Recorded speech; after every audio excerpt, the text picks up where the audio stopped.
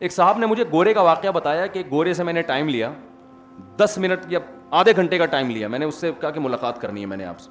اب گورا جو ہے نا وہ پڑھا لکھا گورا تھا, اس کا ایک زندگی کا ہدف ہے بھائی, اس کو سامنے رکھ کے زندگی گزارنی ہے نا. انہوں نے دنیا کو ہدف بنا لیا. ہمارا ہدف دنیا نہیں, ہم دنیا کے پیچھے چلتے ہیں آخرت کے لیے, وہ دنیا کے پیچھے چلتے ہیں دنیا کے لیے, لیکن وہ اپنی دنیا سے مخلص ہیں اور ہم اپنی آخرت سے شاید مخلص نہیں ہیں. انہوں نے مجھے بتایا کہ میں گورے سے ٹائم لیا, وہ بڑا مصروف آدمی, اس نے کہا بھائی ٹائم نہیں ہے, بڑی مشکل سے آدھے گھنٹے کا ٹائم لیا. اس نے ڈائری میں نوٹ کر لیا, کہہ رہے میں جب گیا, ہم تو پاکستانی ہیں نا, جب جا کے بیٹھتے ہیں دھرنا مار کے بیٹھ ہی گئے, اٹھتے ہی نہیں ہیں کہ شاید اب یہ کباب بھی کھلائے گا, اب یہ کولڈ ڈرنک بھی کھلائے گا, اب یہ چائے بھی پلائے گا, اب یہ بھی کرے گا, وہ بھی کرے گا. کہ ہم اس چکر میں تھے. جیسے ہی آدھا گھنٹہ ہوا ہے نا, تو 25 منٹ جب ہوئے تو اس نے مجھے دروازے کی طرف کھسکانا شروع کر دیا, گورے نے خود ہی نا, کہ بھائی آدھا گھنٹہ آپ کا پورا ہونے والا ہے. کہہ رہے ہیں کھسکاتے کھسکاتے مجھے لاشعوری طور پر گیٹ سے باہر چلو بھائی آپ کا آدھا گھنٹہ کیا ہو گیا ہے, پورا ہو. کیوں بھائی, اس کا ایک مقصد ہے, وہ سمجھ رہا ہے بھائی میں نے یہاں تک پہنچنا ہے, یہ میری زندگی کا ایک ہدف ہے.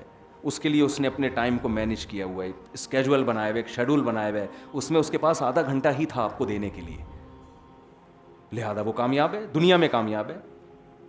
وہ الگ بات ہے کہ وہ حقیقت میں وہ ہے کامیاب ہے نہیں.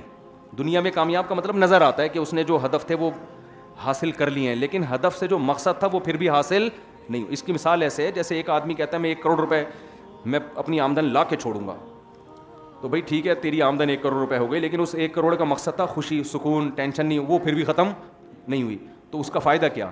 تو وہ چونکہ آخرت نہیں ہے نا, اللہ کی رضا سامنے نہیں ہے, تو ترقی تو کر لی اس نے, مگر اس ترقی سے وہ خودکشیوں کا ریشو کم نہیں کر سکے بلکہ اور ڈبل ہو گیا ہے. وہ ڈپریشن کے مریض مارکیٹ سے کم نہیں کر سکے بلکہ ڈپریشن کی بیماری ان کے ہاں اور زیادہ بڑھ گئی ہے.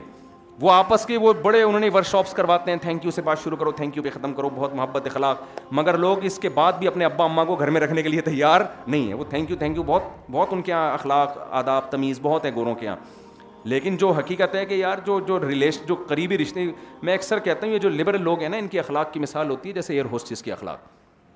ایئر ہوسٹس آپ سے بہت محبت سے بات کرتی ہے, بہت تمیز سے بات کرتی ہے, آپ سمجھتے ہو بہت اچھے اخلاق کی ہے, لیکن بھائی اگر یہ اپنے ابا کے سے بھی ایسے ہی بات کر رہی ہے, اپنے شوہر سے بھی ایسے ہی بات کر رہی ہے, اپنے بھائیوں سے بھی, تو پھر تو بہت اچھے اخلاق ہیں.